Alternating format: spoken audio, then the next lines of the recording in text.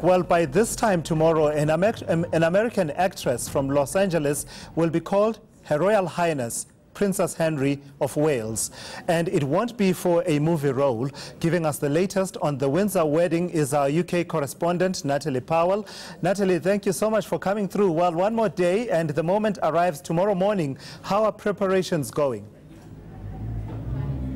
Preparations seem to be going quite well. The bunting is out. The streets surrounding Windsor Castle are lined with Union Jack flags that you can probably see behind me. We know that Meghan and Harry have been in Windsor today, presumably putting together those last-minute preparations. And yesterday, of course, we saw that final dress rehearsal. One of the things we do know about now, we've had it confirmed, is who will be walking Meghan Markle down the aisle. Of course, we know that there was some toing and froing over whether or not her father would be able to attend. We now know that he won't, and that Prince Charles, her soon-to-be father-in-law, will be walking her down the aisle. But all seems to be in order at the moment. But of course, I've been a bridesmaid many times, and we know that things tend to go wrong at the last minute. So we'll just have to wait and see and hope that everything runs smoothly. But of course, there are many conversations happening around this wedding, Natalie. One of them is about the security bill, which on its own has been estimated at about £30 million coming from the British taxpayer. I'm wondering, you as a British taxpayer, do you think that's value for money?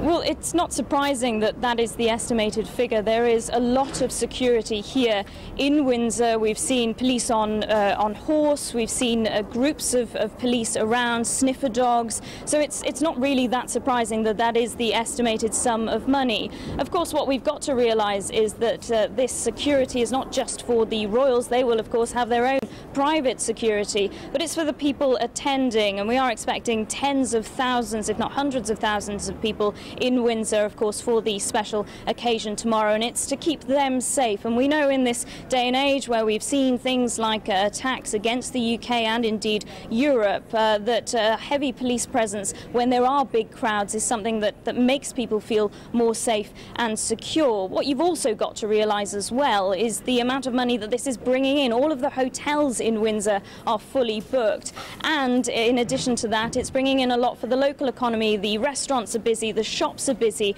and in fact the local boys' school is letting out its car parking spaces on the day. So that's bringing in money specifically to that school that will be used for that school after tomorrow. And the other thing you've got to remember as well is the amount of publicity that this is going to bring in. Of course, a sunny day in Windsor is going to be broadcast along TV screens across the world tomorrow, and that is likely to do some good as far as publicity is concerned for the UK. But you're absolutely right, this is going to be a cost for this security to the UK taxpayer. But I guess there are only two certain things in life, Tulas, and that's death and taxes. Yeah, absolutely.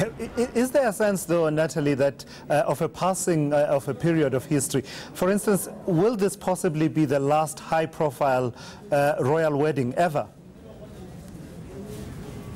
I'm going to slightly disagree with you there. I don't think it will be the last high-profile royal wedding ever, because what you've got to remember, we've got the little royals that are going to be coming up. Of course, Prince George, Princess Charlotte, and the latest addition, Prince Louis. Those are, of course, William and Kate's children. And we know that Meghan and Harry have spoken about how they hope one day to have a family too. So it may be 20, 30 years' time, but we are likely to see a big royal occasion to take place then when it comes to weddings, of course. But you are right, it's going to be some time before we see another wedding of this scale taking place. And I think there is a lot of affection, particularly for Harry. We've seen him turn from a rogue in his youth to quite a well put together young man, and a lot of people really like this young royal and are very happy for him. And of course, we've got to mention his mother Diana. There's a lot of affection here in the UK from many who think that it's quite a proud moment, really, that both of Diana's children will now be married off and settled down and very happy. Yeah, absolutely. And who can forget Prince Harry's affinity for causes on the African continent, including to the southern tip of this continent. Very quickly, this wedding will be watched by many royalists and wedding enthusiasts across the world, including here in South Africa. Any tips on what those who will be watching should look out for? What will you be wearing, for example?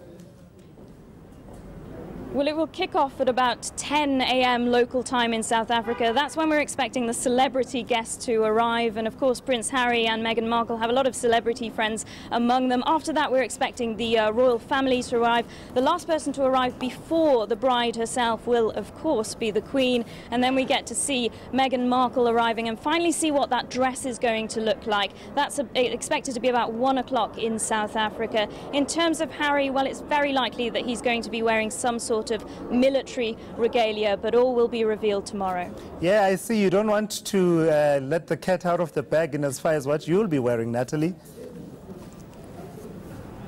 I can promise you two, Les, I know you've been asking me about this behind the scenes, but I will certainly be wearing a hat, and that's specifically because you've asked and a number of other people have asked too. I'm honored. Thank you so much. That's our UK correspondent, Natalie Powell, giving us a preview to the big day, the royal wedding, which is taking place tomorrow.